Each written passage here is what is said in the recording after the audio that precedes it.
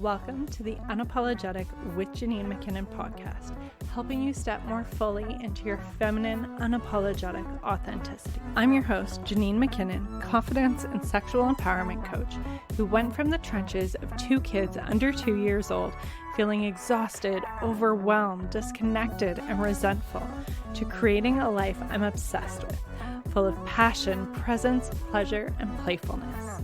I love myself, I love my marriage, I love my kids, and I love my life. And I want to help you feel the same level of love and fulfillment in your life.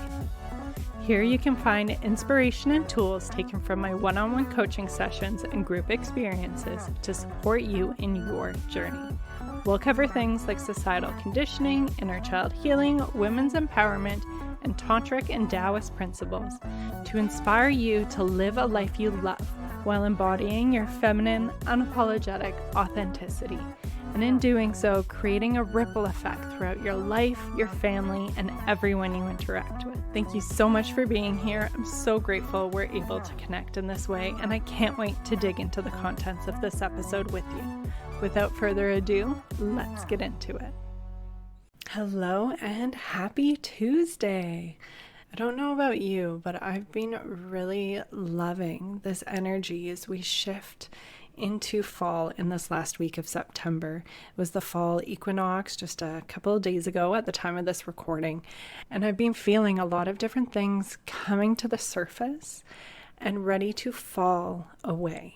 Really being able to sink into those beliefs and values and priorities that really hold true to me and give space for what needs to fall away, those old beliefs, the ways in which I was pushing to get things done. Even though I've come so far with that, it is definitely still an area for growth as I really lean into my embodiment, into my receiving, into being able to play within the workspace while still being consistent and dedicated.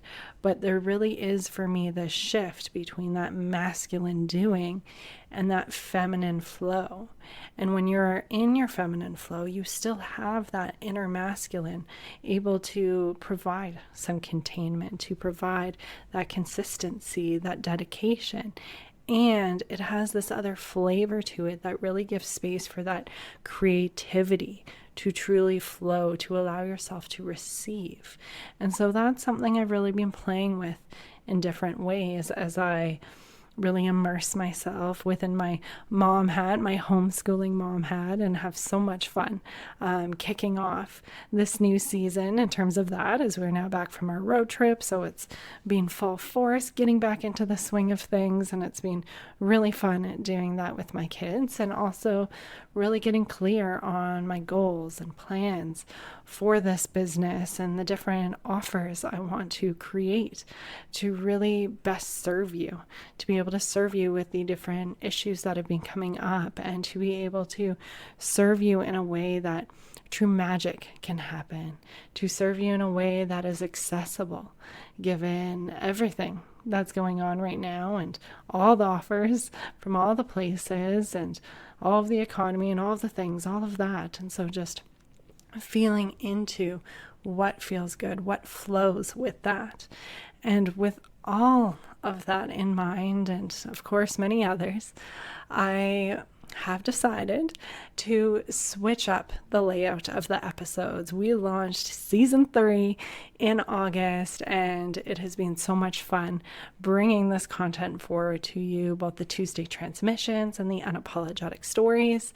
And it has also become clear that the level of 2 full episodes every week at the high level of delivery that I like to put forward in terms of editing, in terms of the high quality video and the high quality clips and all of these different things, it does take a chunk of time. And so when I think about all of the different passions and priorities that I have, the different things I want to create, the different ways I truly value being present, I have decided to trim back down to that once a week podcast episode. And that way it gives me space to take a few of those hours that I would be putting into that secondary episode and be able to put that towards the creation of the fall program that I have launching that I'm so excited for. And part of the foundation of that program is to get very clear on your values and your priorities, because that's where you make decisions from, and you tune into your inner knowing with those, and you use that as a compass for how you take that aligned action. And through doing that, that flow really comes. And so that's the space that I'm really wanting. I'm so eager. I have so many ideas pouring out in my head, so many different content topics that I want to share with you, different interviews with super interesting people and these interesting conversations and messages. And I only have so much capacity, considering that I am hosting different workshops in partnership with some collaborators. I have 3 markets coming up in the next 6 weeks. I'm launching this program. I have the networking meetings that I'm a part of and that I co-facilitate. I'm part of the leadership team, and all of the ways that I love to show up and be present as a mom, as a wife, and just as a multifaceted being. And so I really need to take stock at that. And that's where I need to sit and really deepen into that once weekly episode. And then once, as this business expands, be able to take on an assistant who will be able to help with the different editing and all those different things that tend to take a lot of time to be able to have the delivery that I really want to provide for you. So that is a little bit of a shift that is happening this week. And part of that is also wanting to bring that topic forward for you, because being able to be really tuned into your priorities, your values, as well as your capacity and your energy levels is what provides you with the clarity in how to take those actions and make those decisions and look at where you need more support. Look at what you can take off your plate so that you can really focus on the things that matters. These are the decisions that allow us to show up in the way we want, allow us to, again, be that mom and partner that we know we're meant to be, and also show up in our passions, in our business, or in our work, and all these different things in the way we want to be. Because if we are someone who just says yes, just does all the things, feels like we need to do it all on our own, and we're lacking that support, we're lacking that clarity of what exactly our priorities are, we spread ourselves way too thin. And so that's why, again, it's so important to be able to take stock and to really be able to trim back in a way that feels meaningful for you, and to be unapologetic about how you're trimming back, in being confident in saying no to things that do not feel aligned, because saying no and closing that door is opening up the door for something that is a full body fuck yes. And so that is kind of my words of encouragement for you as we make this transition into fall, is really bringing clarity again around those values, those priorities, and also looking at what can fall away as you step more into the embodied version of you. And again, stay tuned for the program coming out in the fall, where we will drop into all of this and so much more, so you can really thrive and feel empowered in your life. Now we will shift into this week's Unapologetic Stories episode. So going forward, it will be that usual episode every single Tuesday. And it will switch between that Tuesday transmission, where it is just me, solo episode, sharing my knowledge, my tips, my wisdom, my transmission for you and what you need to hear in that moment. And then also mixing in unapologetic stories. There will always be 1 or 2 Tuesday transmissions in between Unapologetic Stories episodes. So it's my hope you get a good mix of those solo transmissions along with those really interesting conversations with the amazing guests I have lined up. I think I've got a bunch in the bank, at least 6 awesome Unapologetic Stories episodes coming out for you in the coming months. So stay tuned for that. And today we are going to hop right in. Hello and welcome back to another episode of Unapologetic Stories. Today I am here to chat with Cera Gibson, singer-songwriter, amateur comedian, actor, and online personality based in Salt Lake, Utah, to chat about overcoming a conservative religious upbringing to really being able to shine as your whole authentic self. And before we hop into all of the conservative upbringing, sex shaming, sexy things, I gotta ask you, because I'm really curious when reading your intake form about Old English. At first, I kind of thought Shakespearean English and was like, Yeah. oh, I struggled in high school with that. Like, that sounded like a foreign language. But Old English, and hearing you say a little bit of it, like, it is a beautiful language. And you went so far to memorize the prologue for Beowulf. What is the interest in Old English? 2020, there was nothing that I could do, My tour was canceled, the entire world was shut down, and I've always been really into history and language, especially dead languages. And I felt like it was the perfect time to learn Old English. And a lot of people think it's Shakespearean English, we think thee, thy, that sort of speak, but it's actually an entirely different language than we speak now. And I am pretty fluent in reading it, but constructing an actual sentence is relatively challenging because there's no words for modern concepts. So if someone was to be like, say, I'm going to go to the store, there's not a word for store really. And so I wouldn't be able to construct that sentence. So instead, to be able to show people a little piece of it, because I think it's fun, I decided to memorize the prologue of Beowulf. And now I just have that in my back pocket, kind of like a little party trick that I can pull out whenever I want to. I love it. Would you be willing to kind of pull out that party trick and share a little bit of Beowulf for us? Absolutely. Okay. What way Gardena, in Yerdagum Theod Kuninga, Thrim Yethrunan Hutha Athelingos Ellen Fremedan, Off shield chafing, Sheathina Threatu Monegu Mayathum, Meoda Setla off Tea, A soda Erlos, Sithin Ersower, Fayshaft Funden. Ooh. Is that fun?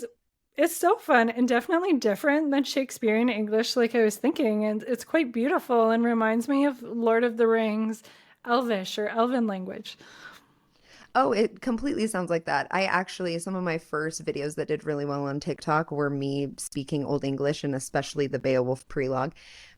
And that is what everybody said. They said it sounded like I was casting a spell in Elvish, which I think is so fun, but it's just a gorgeous language. And we have lost a lot of it to time, but it's fun to be able to read really old texts in that native language. And ultimately, what it showed me is that we are the same now as we were back then, just with more technology. People were making sex and fart jokes. And there's one in particular, I can't remember the name of it, but it was like a campfire story. And it was saying that, and it's not super kind to the woman they're talking about, but it just gives you a sense of where people were at. That every time a woman in the village slept with a new man, her pubic hair would grow. And so her pubic hair was outstretched to every corner of the village. And so you know exactly where she'd been, which I just think is hilarious, personally. That is funny. And it is like reassuring in a way to know that people throughout centuries, millennia have made fart and sex jokes. I know. Well, it's amazing. I'm like, that's so cool because we think of people from 1,000 years ago as so far removed and like primal, but we really have the exact same brains. So it would make sense that the same kinds of jokes would come out of that. Yeah, it does make sense. And that weaves into kind of what you do now. And I'm curious, as someone who kind of shares sex jokes online on social media, as well as does sexy voice acting, but yet Mhm. you came from a conservative upbringing. So I feel like we can touch on a lot of different things, but let's just go to the beginning. Like, what was that conservative upbringing like and how that related, I'm assuming, like some religious sex shaming along with it? Absolutely. So Yes, I grew up in the Mormon Church, otherwise known as the Church of Jesus Christ of Latter-day Saints, which is a little bit of a mouthful, so people came up with slang for it, which has now been rejected by the Mormon Church. They don't like to be called Mormon.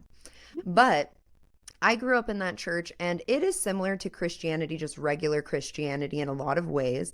They believe in Jesus Christ, they believe in the Old Testament and the New Testament, but then there's an additional book called the Book of Mormon, which is where the slang term comes from. And the Book of Mormon was quote unquote discovered by a young man named Joseph Smith in Palmyra, New York, I believe. When he was 14 years old, he dug it out of a hillside, and prior to that had been visited by Jesus Christ and Heavenly Father. And this is one of the first times that a religion really acknowledged Jesus Christ and Heavenly Father as potentially being separate beings. Because in Catholicism, we have the Trinity. So Jesus Christ, Heavenly Father, and the Holy Ghost are all the same person, all the same being, and they appear in different forms. So that's one of the big things where when people are starting to learn about Mormonism, they're like, wait a minute, both of them showed up? And it's like, yeah, in that religion, both of them showed up. They let this young man know that there was a part of the restored church that was no longer on the earth, and when he was ready, when he was righteous enough, he would be able to have access to it and share it to people. So as the lore goes, I think he was visited when he was 14, but maybe he dug it up then as well. I honestly cannot remember the exact ages. But eventually, when he was still a young man, he received the information of where the Book of Mormon was. He dug it up. It was golden plates. And then him and one of his friends translated those plates with the Urim and Thummim, which are two holy rocks that he would put in a top hat and look inside, and without even looking at the golden plates, would translate the golden plates. And then there would be a scribe behind a curtain that would write out the Book of Mormon. And so when I was growing up, that's the story that I was told, that Joseph Smith brought the restored church to the earth. And part of that restored church was, you don't drink alcohol, you don't drink coffee or hot drinks minus like hot cocoa. No pornography, no sex before marriage, no homosexual sex of any kind. And that's similar to a lot of other Christian religions as well. But where it kind of starts to deviate is in the Book of Mormon. There are these peoples called Nephites and Lamanites. And those are supposedly the ancient ancestors of the American natives. And one of those groups was marked with the mark of Cain, and that explains the different skin color. So it's like the more you get into it, the more you're kind of like, oh, that's pretty weird. There's no geological evidence that the American natives were part of these groups of religious people. There's no evidence of the mark of Cain being the explanation for someone having a darker skin tone. And so that was kind of rooted in more racist ideology. And we see that ideology up until modern day, to be honest. But like Black people couldn't have the priesthood, which is, the power of God, until the 70s, I believe, which is not very long ago.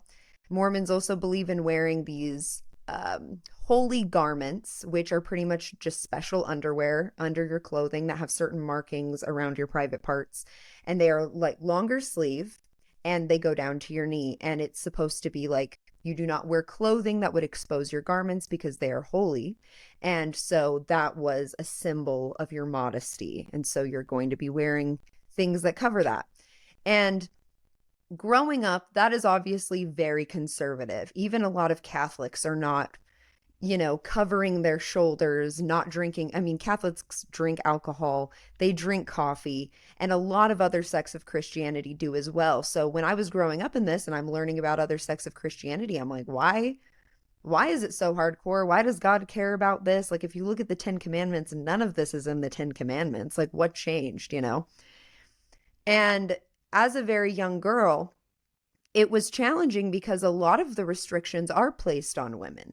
The way that you dress, like men can be shirtless, not a big deal. They could take their garments off and be shirtless, and that wouldn't be considered to be immodest unless they went to church that way.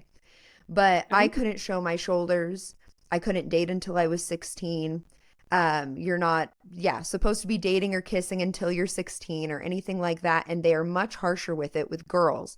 Girls can't hold the priesthood. When you're growing up in that church, you're being taught that a woman's role is to serve her husband. And so while the boys were in Boy Scouts and they were out there making fires and stuff, we were learning how to be wives at the age of 12 years old.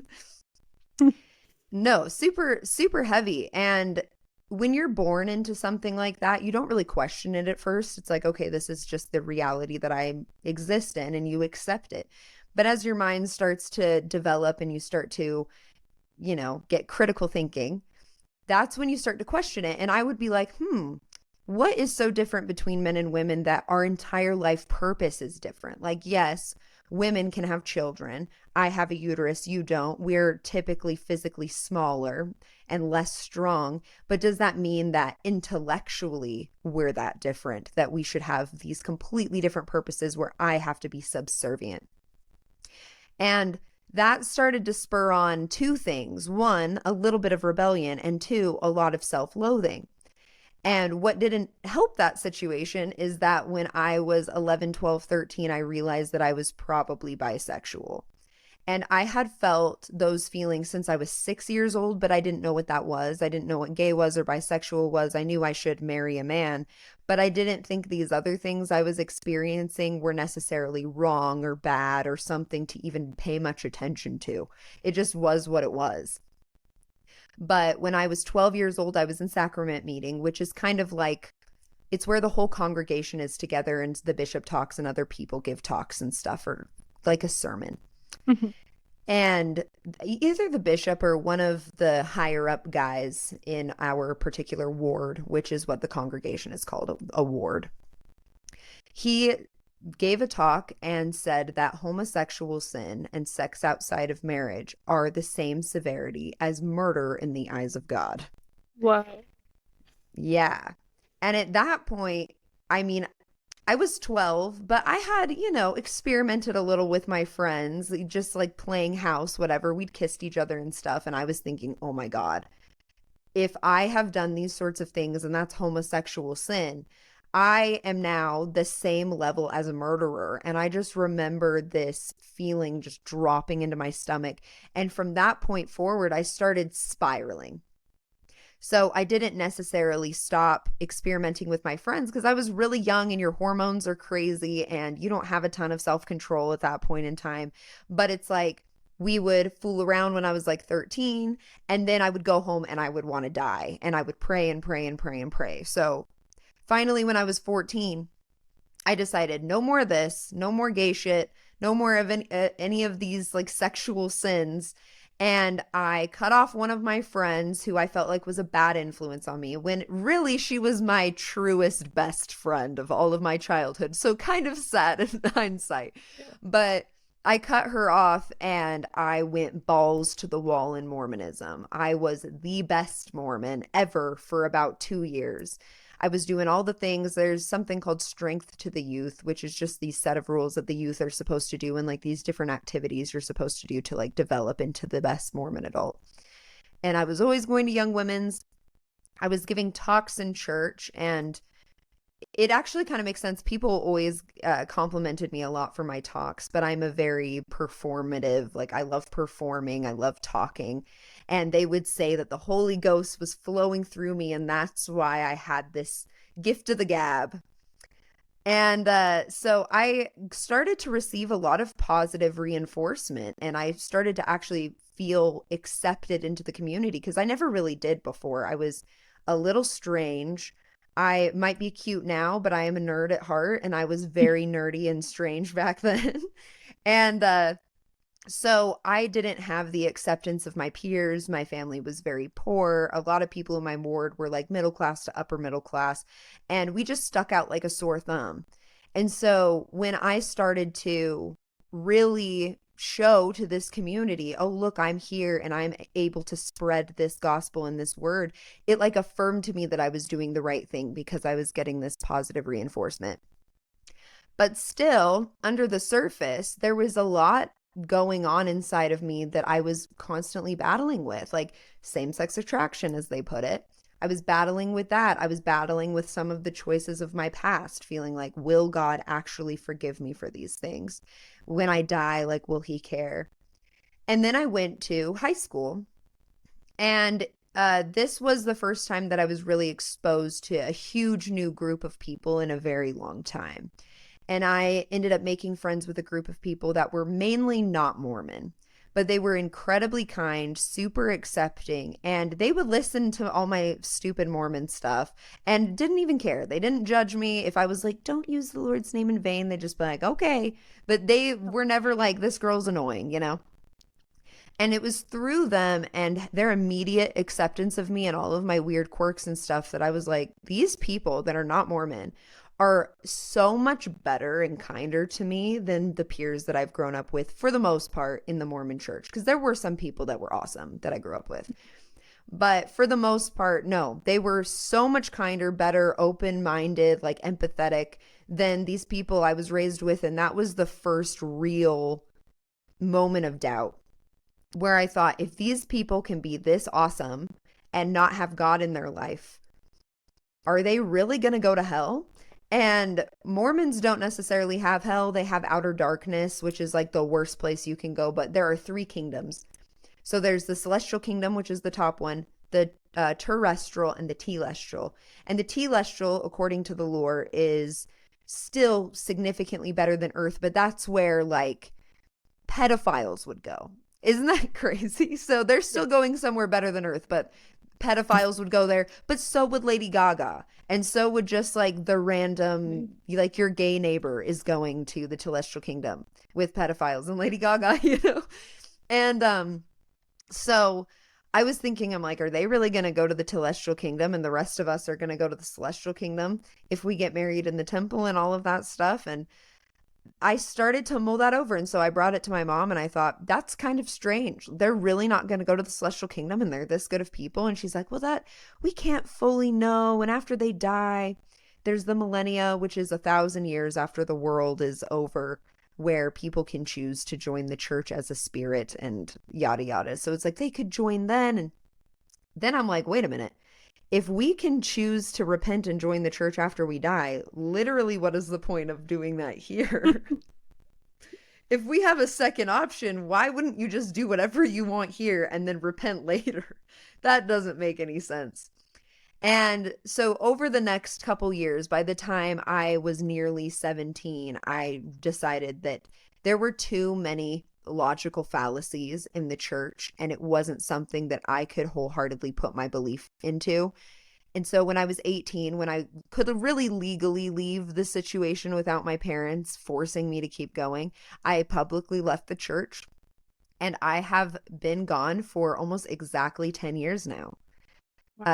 Yeah. And so the last 10 years has just been full of exploration and stuff. It was a crazy time, but it took a lot to get there for sure.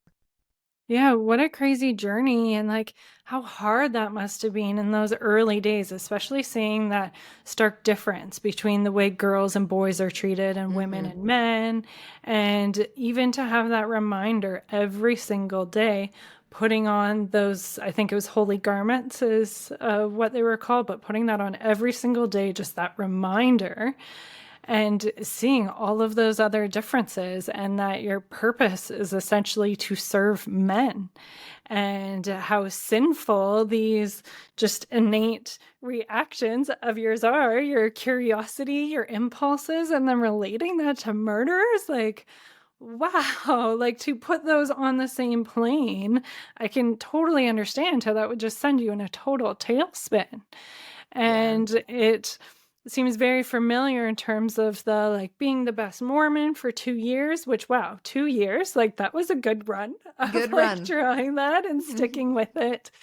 And although very different, I do think it's very relatable to like that good girl syndrome, where we just put on kind of our best selves, even though it's not our true self, and do the things that give us validation and acknowledgement. And that's what Mhm. makes us feel good because people see us in this way. Yet it's not the real us. And we'll have all of those things eating inside of us. And it doesn't go away. Like, it's going to continuously be there because it is our true self. And so incredible for you to have those realizations throughout your teenage years and to be able to connect with those friends who were so amazing and just continue that critical thinking and those logical fallacies and deciding to leave. And that in itself must have been quite hard, like to leave publicly from something you belong to for your entire life at that point. And I don't know everything that was entailed, but what was that like to decide, like, what's right for you, or at least what's not right for you? And so you were going to publicly announce that, leave life as you know it behind, and go on this adventure journey of what feels right for you. Well, by the time I was actually leaving, I was certain that I was never going to go back to the church. I was just completely certain.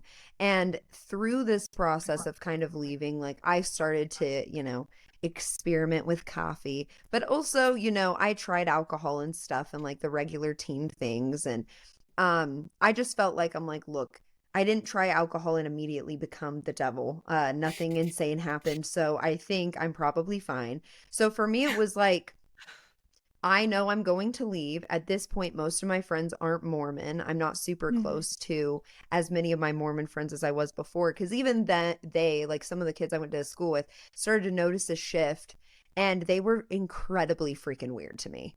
People were spreading rumors behind my back. This one Mhm. girl that was one of my best friends spread a rumor that I had an abortion, and I had never even had sex at that point with a man. So I was like, oh, very interesting that you would tell everyone. That's crazy.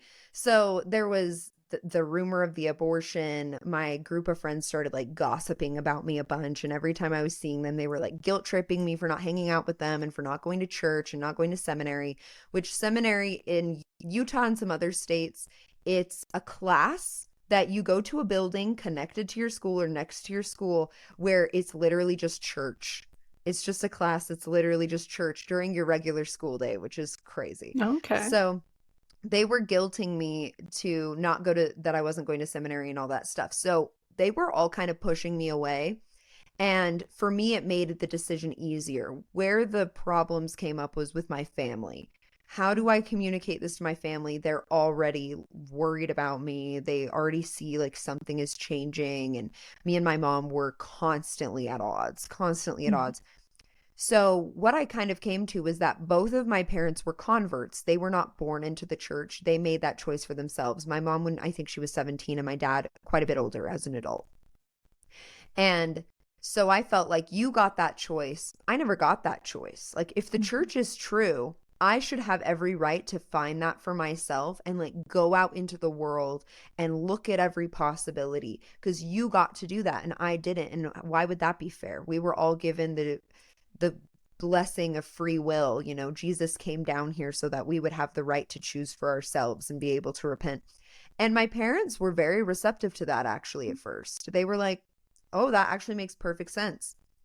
But as it became clear that I was probably never going to come back over the next year, that I wasn't just out there looking at other religions and exploring my belief system, that I was just forging a completely different path, that's when it started to get bad. Me and my mom would just fight constantly over what I wore. I got a tiny little tattoo when I was 19, like this big, tiny on my back. And they saw it, and I don't want to out my family too much because we are on great terms now. But Okay. my parents were like chasing me around, like, what is that? The tattoo, and um, yeah, we just could not get along. And I was trying to stay at home for as long as possible to save up as much money as possible because when I was growing up, we didn't have any. And I never wanted to be in a situation where I was ever going to have to struggle for money or have to go back and live with my parents' house. So I had been saving and saving and saving. So finally, when I was 21, the tension between me and my mom was too great, and I finally had enough money to leave. And so I did move out. And I wasn't really in much contact with them for most of that year. I would see them occasionally, and of course, I saw them on holidays, but I needed a lot of space. And as we started to kind of come back together, there was plenty of conflict, but we eventually got to a point where it was like, look, I'm your kid, you know, do you want to have a relationship with me or not? And they definitely were of the mind, we would so much rather have a relationship with you, and a positive one, than try to police everything you're doing. So it was hard, and it was weird to like be in the same neighborhood as my ward and go to the grocery store. And at the time I had like the side of my head shaved and this long like Ariel red hair and all these new piercings and stuff. And it was weird to have someone come up and be like, we haven't seen you at church in a while. That's an interesting haircut. And I'm like, you're not gonna ever see me at church again. I'm sorry. And just the gossip, just the things people were saying. So I did feel quite alone, especially my senior year, because that was the year I left. I was 18 my senior year, and I was just completely isolated. But it's true what they say.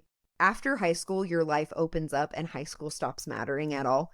And so within a few years, I'd found a good community of people and I was doing fine. But it did take a little bit of time. It was a really awkward, uncomfortable period of time.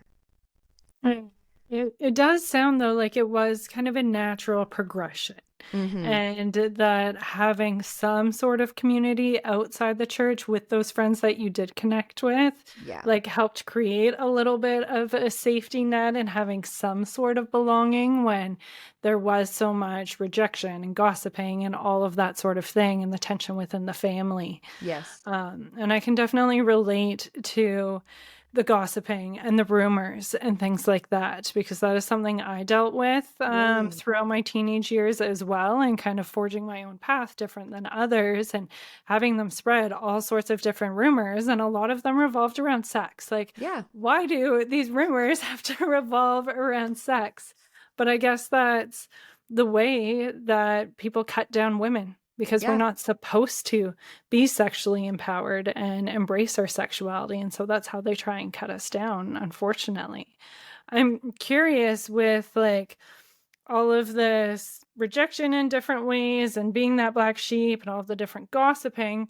Did you deal with kind of that struggle with owning yourself in groups? Like, you did touch on being isolated, so struggling to feel that you really belonged, that you could show up as yourself unapologetically and have that sense of belonging. Was there that sister wound kind of things you had to go through, whether knowingly that sister wound or just your own journey moving through it?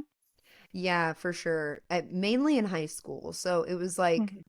I always dealt with this feeling of not exactly imposter syndrome, but kind of. I felt like I was going to get close enough to people and they were going to see my true self, and that true self was wrong and bad. And then they Mhm. weren't going to want to be friends with me anymore.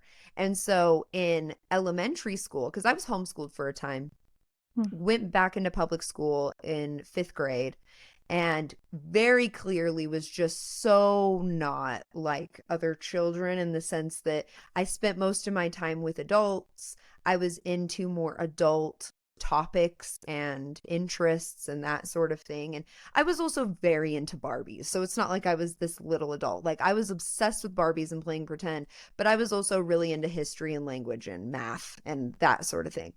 And so it was very clear, like my first day of fifth grade, I walk in and you know those drawings or those paintings where you paint on one side and then you squish it together and then you open it Mhm. and it's like a butterfly or something.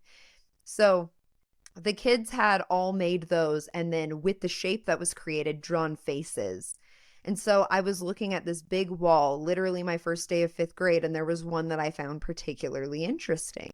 And so I was looking at it and I'm like, this is so interesting. That's what I said. And this little girl comes up to me and she's like, you're a brat. And I'm like, what? And she's like, you're a brat. That's mean. And I'm like, that's mean. She's like, you called it interesting. And I'm like, yeah. Ooh, pardon me? And she was like, that's a mean thing to say. And I'm like, do you know what interesting means? And she's like, do you know what interesting means? And I was like, yeah, like it's thought provoking. It's of interest. And she was like, oh, you think you're better than me? And I'm like, no, I don't. I swear to God. And she was the most popular girl in the grade. And so after that, it was like I got off on the wrong foot immediately. And so she immediately starts being like, that girl's weird. And it didn't help that I was like in the accelerated math program and stuff. but it was confusing because I also had dyslexia, so I really struggled to read. It was like sensational at math, couldn't really read. And so I didn't fit into perfectly like the honors programs or anything because I also couldn't really read. And then I didn't fit into the normal kids because I was in these accelerated programs and I spoke a little bit like an adult. And so that started out my real experience of being amongst my peers. And so middle school, I felt like I was always trying to be someone other than who I was. I would dress the way I wanted to, which if you can't tell, I'm a very 70s aesthetic kind of girly. And I've been that way my entire life. I've always loved the 70s aesthetic. And so in middle school, I would be wearing my bell bottoms and all of this stuff. And I had my shaggy hair, and the scene thing was really popular when I was in middle school. And so I got made fun of a lot. And I was like, okay, well, I became seen for a period of time. And people were like, oh my God, you look so good. You look amazing. Like, I cannot believe it. Like, this is your look, whatever. And it was just this terrible cycle of whenever I was myself, I was getting this negative attention. And then when I was what everyone else thought was cool, then I'd get all this positive attention. And I was only really able to break that a little bit into high school because I remember when I was 16, I would look up videos. Do you know who Matthew Hussey is on YouTube? The name sounds familiar, but I'm not sure. He's like a sex and relationships coach kind of guy, but it's focused towards women and like educating women on like relationships with men and like giving them insight into men. And he's actually back then it was very like how to get a guy to text you back. Now it's actually very insightful and I think he's super cool. But back then it was kind of preying on people's insecurities a little bit. Like he hasn't texted you back. Like these are the things you can do. So very like Cosmo. Very Cosmo, and encouraging you to dress a certain way, whatever. And so I like changed my wardrobe, I changed the way I interacted with guys, and it worked, and I got way more attention. But I realized near the end of 11th grade, I was like, do I really like care about the attention of a lot of these people? I'm getting all these crazy rumors spread about me. People just straight up walk past me in the hall and go, whore. Like, literally, it was so, and it wasn't like the whole school was in on it. It was maybe like 30 kids, but that feels like so much, And I was in a pretty big school. My graduating class was well over 600 people, but still, like, that's enough people for it to feel like it's everybody. And so I was like, do I really care about this at all? Any of these people? No, I really don't. And after my junior year, all of my friends had graduated because they were all a year above me for the most part, minus a few people. And so when I left the church, I was like, I'm just going to dress how I want to dress. I want to do exactly what I want to do. And I went hard. I went like punk rock because that's what I was feeling at the time. I was like edgy and kind of angry, and yeah, shaved the side of my head, got all these piercings, wore all these ripped clothes and like crazy platform combat boots and stuff. And that was totally my vibe at that age too, right down to the bright red hair. I love that. It was so fun. It's like, but I feel like in some way it was kind of like a defense mechanism, like an animal in the wild that gets spiky when you get too close. That's kind of what it ended up being. And yeah, it alienated me even more, which was kind of what I was looking for, was like, don't fuck with me, bro. Like this, shut up. And I'm such a dorky, like nice person. So it's kind of funny that under that like really intense exterior was like, hi, I wasn't out here like acting like a hard ass per se. I just was dressing in a way that was deterring a lot of people. And it was after that point, honestly, from that point on, I was pretty committed to just, at the very least, dressing the way that I wanted to dress and looking the way I wanted to look. I think figuring out who I was on like an emotional and intellectual level and what that looked like in a social setting took a lot more time. And by the time I was 22, about 22, 23, I felt incredibly alone. because I didn't have a lot of people anymore. You know, I was working and that was the primary source of my socialization. I didn't have a lot of friends anymore that I had much in common with at all. And I was even like, what are my hobbies outside of music, which has been like my biggest career pursuit my whole life? I'm like, what even are those hobbies? I spend most of the time with my boyfriend's friends. And even though I loved them, I thought they were awesome, I didn't have like my own group. And I honestly didn't really start finding that until a few years ago, like people that were there for exactly who I was as opposed to whatever I was kind of putting on the outside. And yeah, it's kind of, it's a lifelong thing, but the last few years I've felt a lot more attuned to who I am on the inside as opposed to just expressing myself on the outside.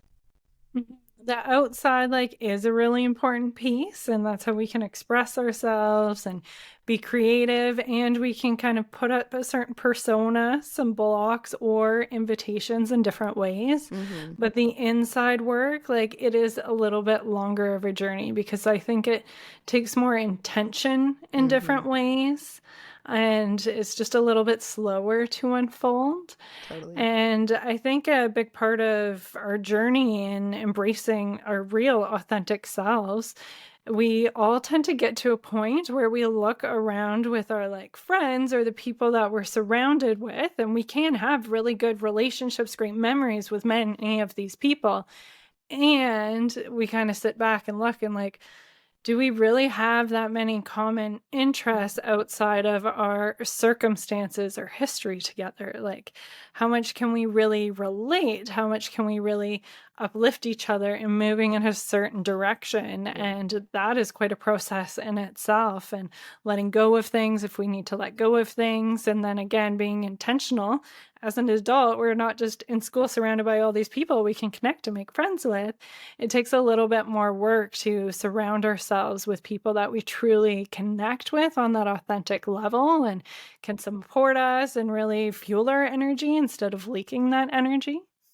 Um, I'm curious how this all plays into what you do now with the sexy voice acting, how you put yourself out there on social media. It almost seems like this was kind of practice runs in a way, everything you went through in your life to be able to build up that thick skin and to just be able to be yourself in front of tons of people making dick jokes and all different things like that. And I've loved your content, and I'm sure there's the negativity that comes along with that as well. But what really fueled you to embrace and go full in on everything you do now in such a large way? Great question.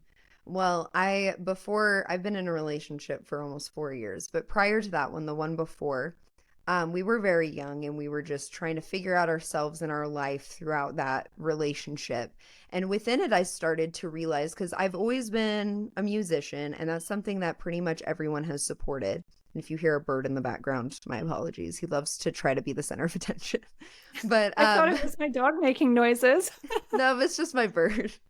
But oh yes. So everyone pretty much supported the musician thing because it's like that's something that's pretty easy to accept. My family is very musical. They were very supportive of me going into the arts, which I'm very grateful for because a lot of people's families are not supportive of that. And so that was easy to digest. It was like, okay, you make good songs and you've got a great voice and yada yada. And so easy peasy, like just do it. But in 2019, I started to build a little bit of a following on Instagram just from my music and from cute pictures. And because I also used to be a model, which is so funny, for a very short amount of time. So I had like my modeling on there and all of that. And so I started to build a little bit of a following. And I've always been a goofy guy. I have these silly ideas, and I would normally just send them to my friends on Snapchat. Like I would record like a TikTok on Snapchat and just send it to all my friends. And I'd be like, ah, and they loved it. They would always be looking forward to it, and so I thought it was so fun. Well, I started posting them on my Instagram story, and I thought they were really funny, and they got crazy engagement. People were in my DMs and they're like, "Oh, this is so funny, blah blah blah." And I had never gotten that kind of attention before off of just being silly. Because normally I always felt like I had to just be really skilled or really sexy, and that's what would get the attention. But this was getting far more engagement than any For of the being other your true stuff. self. Yeah, I'm like, oh my God, my actual personality. That's so crazy. And so that's what I was doing. Well, I loved it. I was having a lot of fun. I started doing it every day on my story. I would just give like a little story time or like a rundown of something that happened, and people really enjoyed it. And then my ex's friends, some of them that I was not as close to, they would take these stories and they'd put them in their friend group chat and make fun of me. And one of them in particular, I was very good friends with at the time. And it was kind of shocking to find out that that's what was happening because, whoa, I thought you were my friend, but they were calling me cringe and they were making fun of me. And that guy, I worked with him. And there was one time I was in the break room and he's filming me and he's like, the famous Cera Gibson, what does she have to say today? And I'm like, are we 12? Like at this point in time, I was almost 24. He was 25. I'm like, what are we doing? And so that hurt my feelings. And my boyfriend told me that this was happening in the group chat. And I was kind of mad at him because he didn't stop it. He would just kind of be like, come on, guys, like, stop it. But if someone was doing that to him, and look, he was young, he was outnumbered. I'm not mad at him. But if someone had been doing that to him, I would have been like, you stop that right now. You're done. So my feelings were kind of hurt and I'm like, you need to tell them to stop. Like, I'm serious. Like, you have to tell them to stop. And so he finally did, but I was really pissed and kind of hurt. And I was like, why the hell am I getting bullied as an adult? That is so weird. But that started to change how he felt about it. And so he started to be embarrassed by it and think it was cringe. And ultimately, it had nothing to do with me. It was just his peers were shitting on his girlfriend, and so he didn't want to deal with that. I'm not mad at him about that. For a while I was very hurt by the fact that he was kind of siding with them and not being supportive of just my personality. And then it kind of got to the point where I'd be like dancing in the car. Oop, cat hair. I'd be dancing in the car in the Chick-fil-A drive-thru and he'd be like, stop that, like, stop, the people are looking. And it's like, dude, why do you care? So when I left that relationship after I healed a little bit, I started to just post online again. I was like, this is really, I want to do this. I want to do my music and I want to make silly stuff and just like share my thoughts online.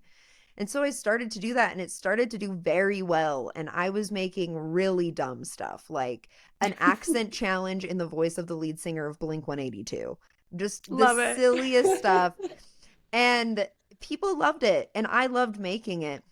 And then when I met my current partner, he was super into it as well and fully supported me in that. He was like, no, this is hilarious. People obviously love it. Who cares if people think it's cringe?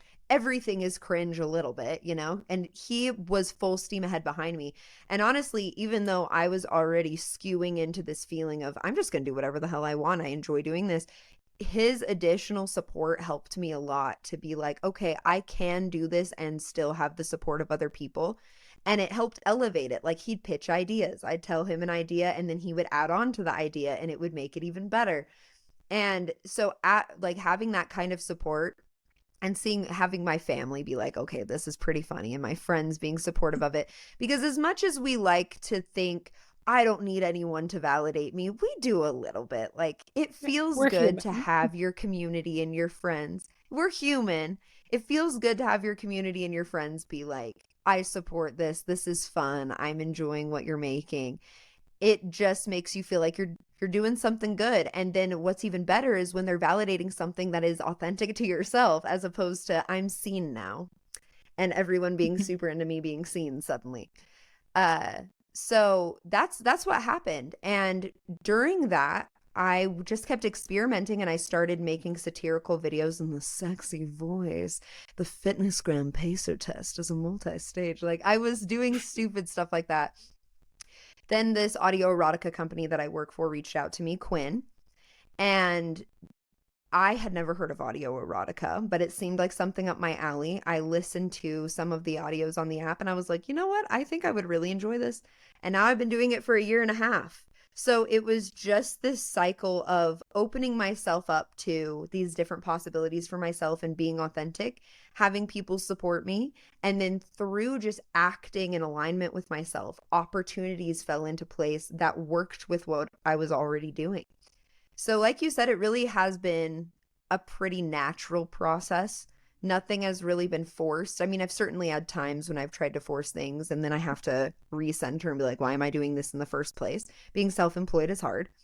Yes. But uh yes, it is. But that natural falling into place of self and that exploration and journey and finding my people and finding people that support me, it was all very natural. And in hindsight, even though sometimes I'm frustrated that it took me as long as it did to really start being authentic and like find an online community, I recognize that it took as long as it needed to take and everything happened exactly the way it needed to happen. Absolutely. And I think like that whole story really shows a few things, which you summed up, but the importance of that right support network. And again, bringing in intention of surrounding yourselves with the right people, because it really does make or break you, Mhm. especially with your partner, like you experienced with your ex, where he was wanting you to stop and embarrassed by it. So you definitely internalize that, and that brings you down. You Mhm. stopped posting and embracing it in the same way. And it's understandable, like where he was at, and that's his own thing. But finding the support of your current partner and how he's like cheering you on and playing around with it and Yeah. actually gets to help give you ideas and support you has really support you in thriving in it. And then through embracing your true authentic self and just being unapologetic about it, doing the things, posting the funny things, how taking that Mhm. action with what feels right and feels aligned, all these doors just kept opening up more and more and more. And you're able to get the job with the erotica app with Quinn and have your videos go viral, which are hilarious. Like that dick measuring one Thank is you. so good and so relatable. Thank And you you. really see your authenticity like shining through as you're speaking and joking, like it's really you, and that's where your magic comes through. And none of us would be able to experience that magic if you were just kind of doing the good thing or doing what other people around you might have accepted at the time. Well, thank you so much. Yeah, it that is the most empowering and the most frustrating thing is like you really do have to act for yourself to be able to truly connect with other people and to see your goals go into fruition. So it's like when you look back in hindsight and you're like, damn, I was just fighting against myself for so long. But it does take like recognizing who are the people that really support me, what are the opinions that matter. Because I don't want people just saying yes to everything I do. I don't think that's helpful. But I think supporting you on a base level, and if you really feel like you want to make dick jokes online, you should be surrounded by people that are like, you know what? Go for it. You just see what happens. Take a leap. Who cares? All of this is all of this is made up. All of these rules, all of these things that we follow, it's all made up. So you really can do whatever you want as long as you're not breaking the law. And even then, you can do it, but you will face the consequences.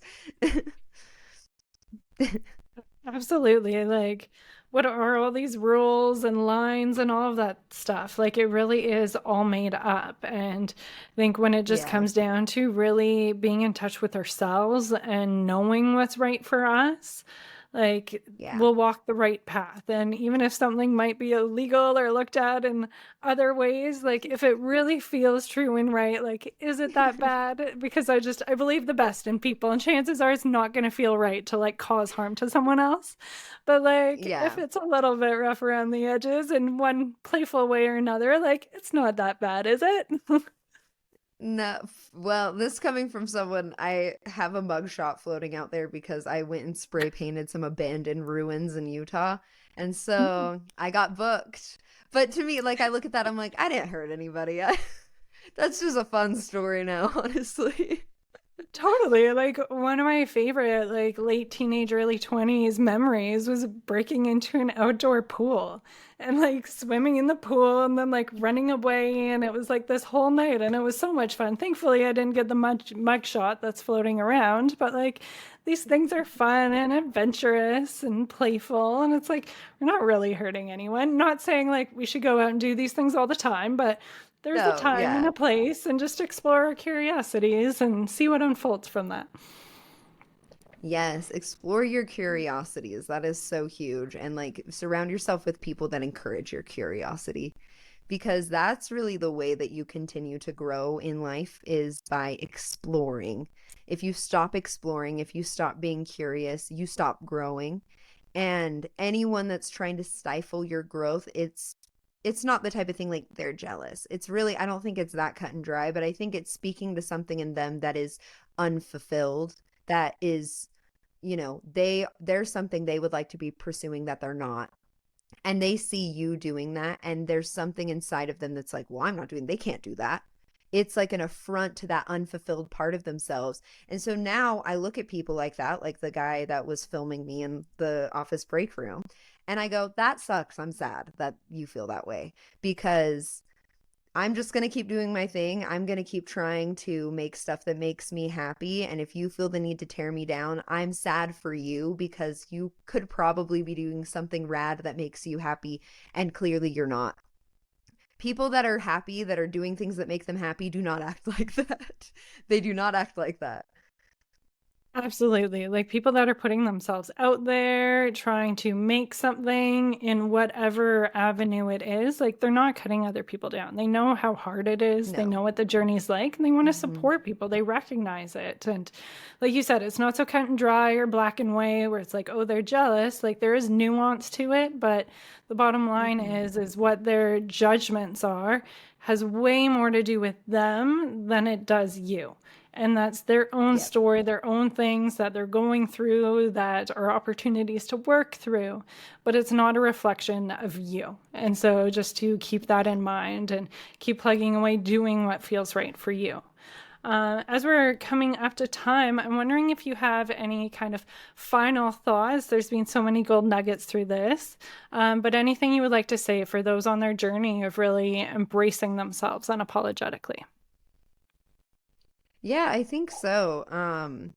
Recently, I've actually had to go back to embracing myself unapologetically because I grew so fast online and exploded so fast that I got like a little lost in the sauce, if that makes sense. Mm-hmm. And there were so many positive voices, but there were also so many negative voices. And I found myself a lot of the time I was making content still from the same place, but sometimes I was making it for affirmation.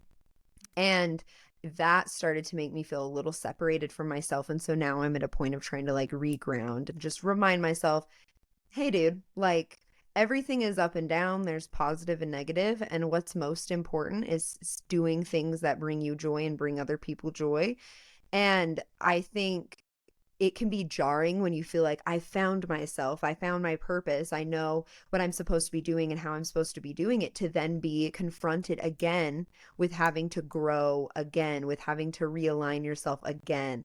But I think that is the journey of life. It is finding and losing yourself over and over and over again. And the best thing that you can try to do is to try to just mitigate how extreme that cycle is and to be forgiving of yourself when you do kind of fall away from the path that you're trying to take, when you fall away from your deepest desires and who you are as a person a little bit, because that's just life. It's just life to get lost and to be found over and over and over again. And so I think for anyone that's on this journey, I just want to say you will always be on it. And no matter how solid you think you are, something will happen that will make you question that again and make you realize, oh, there is growth to be done. And instead of looking at that as frustrating or upsetting or disheartening, look at it as an exciting opportunity to live your life a little bit more fully. Absolutely. Like we're never done. We've never like achieved Mm-mm. our full self. It's a journey, it's ongoing, and it's full of ups and downs. It's not a straight line. We don't like get there, woohoo, Mm-hmm. we're done, or keep on that straight line. We fall out of it. And like you said, we just kind of fall out of it and need to come back to ourselves, come back into alignment. And that's the journey of Mm-hmm. life. That's the beauty of life. It has those ups and I downs, agree. but what's important is that we maintain that connection with ourselves. And I think the more we are connected with ourselves and really know what feels right, the more we're able to stop those highs and lows, like you touched on, because we catch it a Hmm. little bit sooner and we have more tools to be Yeah. able to kind of realign. And so rather than it being so big of these waves, Hmm. it's a little bit closer. But it is a path, it's a journey. And although there's hard parts in it, it's a lot of fun going through it. And there's so much beauty coming out the other end of those growth edges. 100%. Anytime I've been in like a really intense period of kind of like self-crisis, which is much more rare than it used to be. When I was younger, it was like every 6 months. Now it's like every couple years or something where I'm like, oh Hmm. crap. But every time I get to the other side of that, I reach a whole completely different height that I could have never imagined was possible just a few months prior. And it sounds dramatic, but it has literally been that drastic before. Like I put out my song Daddy at the end of 2022, I believe, yes. And there was like a whole thing with the release show where half the people that bought tickets couldn't come because there was a blizzard. I ended up losing money and owing the venue like $2,000, and my merch wasn't selling, and I just had like a nice little like cry, a nice little mental breakdown that night. And I had a hard time for a couple of weeks, and then I was able to just like come back to center. It's like, hey, failures happen. That's okay. We're accepting the failure. And within literally, yeah, 4 months, I made that tape measure video and it blew up so freaking crazy that I ended up gaining like 500,000 new followers across everything. And it has almost 1 billion views across all reshares and everything. And it Whoa. literally changed my entire life. And I've had tons of other cool viral videos, but that is definitely like the one. But Hmm. that was just a few months after getting around that bend of like getting back to myself a little bit, reminding myself of my purpose, like finding that peace, finding that calm. And so literally it can be that drastic. Sometimes it's not, but it's always good to remember that, yeah, on the other side, there is only good things. There's going to be struggle, but on the side of that struggle, more good things. Like you cannot have bad without good. You cannot have good Hmm. without bad. So at the very least, the lows should remind you that there will be a high again. Absolutely. And I'm sure that situation like that really brought you back to your why, your mission, and why you Yeah. do this, and to like keep pursuing what you know is right for you.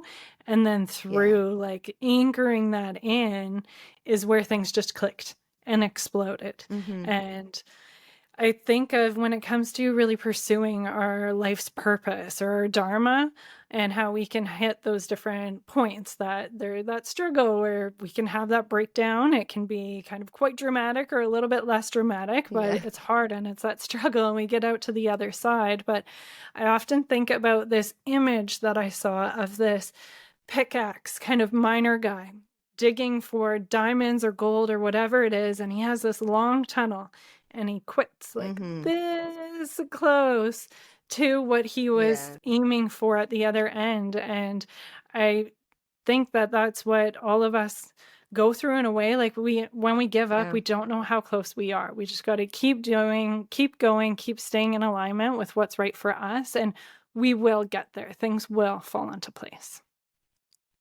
100%. I agree. I think what sets people apart, because everyone has different advantages in life and different disadvantages. And me being in the entertainment industry, I was poor growing up. I didn't have any kind of connects or whatever. So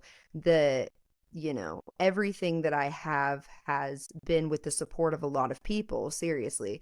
But it's something that I've had to like do. No one's doing it for me. And I think what I have had in my mind is like I haven't been able to reach certain points as quickly as other people because I don't have the same advantages, but still like the same principle rings true. Like the people that make it are the people that continue to learn, that stay curious and don't give up. That rings true regardless of what kind of advantages or disadvantages you might have. And so sometimes when I see people quit that are like genuinely skilled at whatever they're trying to achieve, I'm like, no, don't, please. Like, I can see how close you are. You know what I mean? But when you're that close to it, it's like you're just staring at that wall of dirt. That's it. Like, you don't realize how close it is, where someone might be a little more zoomed out and they're like, you're so freaking close to the goal, dude. Like, just keep going. And it's just that reminder of like, you can take a break, and you should, honestly. You can take a break, you can re-energize, but as long as you are doing what makes you feel fulfilled and you're staying curious and you're continuing to grow, you'll get there eventually. Absolutely. And I think, again, it shows the importance of surrounding yourself with the right people to uplift you when you're having those moments, someone who can Yes, zoom exactly. out. And I love how you broke it down to those three things of learning, staying curious, and continuing to do the hard work and being consistent. Because when you have those things, it really does pay off. Like, how can it not? I know that's the truth, and that's how Yes, it works. And it will pay off when you stay true to those three things while staying in alignment with yourself. So thank you totally. so much for this conversation, Yeah. all of your wisdom, sharing your story. So many great takeaways from it. Could you share where listeners can find more of you? Because you are so fun to follow online and check out your new music and all of that good stuff. Thank you. Yes, you can find me on everything: YouTube, Instagram, Twitter, TikTok, Apple Music, Spotify, under just Cera Gibson. If you type me into Google, I'm the only one. So it's all there, and I would love to have you join the fam. Mhm. Awesome. Well, we will link that. And that's a handy thing of having a uniquely spelled name with Sarah, that you're the only one. So it's easy to find you. You're up there Yep. in Google. Yeah. Well, thank you Yep. again. I'm Thank you. super stoked. Yeah. Yeah, thank you so much. This was awesome. I really appreciated the conversation. Yeah. Thank you. It's been such a great time. And thank you for those listening. Thank you for joining us inside the Unapologetic with Janine McKinnon podcast. I hope you enjoyed today's episode. If you feel called, I would so appreciate it if you shared about this episode in your stories or left us a review to help us reach more women in their unapologetic authenticity journey. Until next time, trust your inner wisdom and make some magic.